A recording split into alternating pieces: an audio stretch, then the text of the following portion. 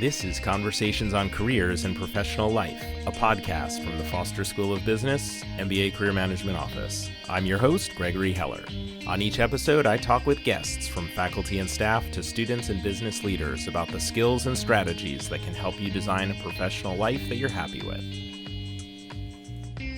On this short episode, I share some advice about when and why you might follow up with someone you've had an informational interview with.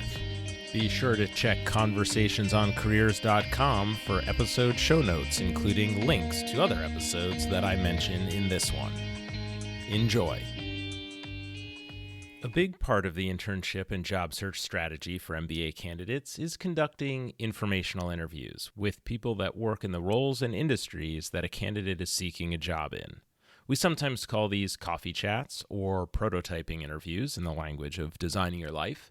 These types of conversations are a big part of the 2-hour job search strategy outlined in the book of the same name by Steve Dalton. You can hear my conversation with him on this podcast. Look for it at conversationsoncareers.com, where you'll also find conversations with my colleagues Elaine Knutson and Stacy Duhan about informational interviews. One question we often hear, I've been getting it a lot from students in some form, is how and when should I reach back out to people I've talked to for informational interviews? Now, one of my guests, a student who graduated a few years ago, Salmir Salimi, addressed this in our conversation, which is also on this podcast. And she said something interesting, which is, you're not going to become best friends with every person you conduct an informational interview with. You're not going to be emailing them, every week or even every month. And I think that's important to remember. There are some people who you just won't click with at all. Maybe they're what Steve Dalton calls an obligate, someone who felt obligated to meet with you, or maybe it was just an off day. It should go without saying that after you've had one of these conversations, you should promptly follow up with a thank you email. This should go for every conversation you have. The person you spoke with gave you their time. Hopefully, they gave you some valuable information and insights. But even if you don't feel like it was productive, you need to thank them for their time. But after that initial thank you, what should the cadence be? This is partly dependent on your phase in the job search, and certainly no one needs an extra email in their inbox. This is why I'm reluctant to provide any hard and fast rule about cadence, but there are at least 3 ideas I have for when it's a good opportunity to reach back out.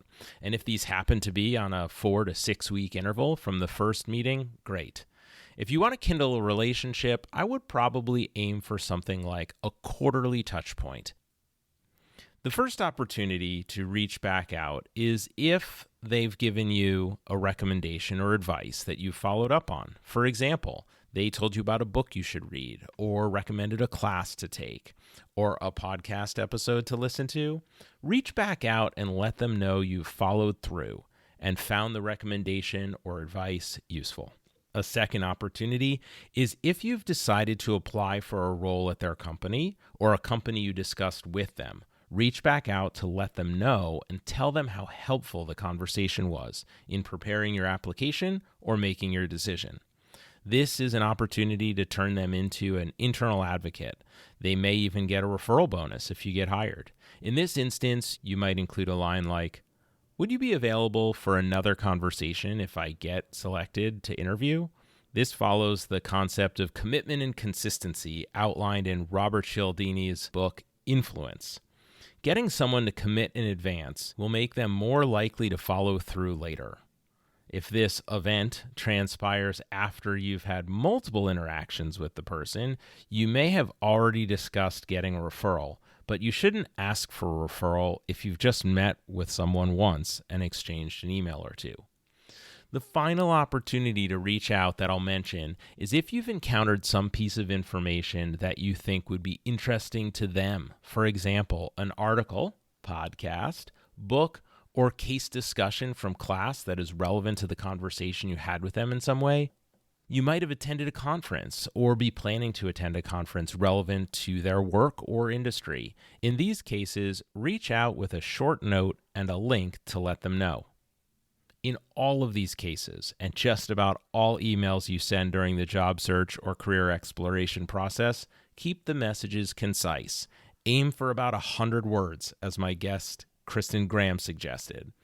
Make sure that your writing is professional and error-free, and use a good, clear subject line. I'll put links to all these episodes I mentioned in the show notes at conversationsoncareers.com, where I'll also link to a LinkedIn learning course by the Grammar Girl that's great for anyone who wants to improve the quality of their business writing. Thank you for listening to another episode of Conversations on Careers and Professional Life. I'd love to hear what you think about the podcast. You can email me at gheller@uw.edu. And if you've enjoyed this episode, please share it with a friend or classmate.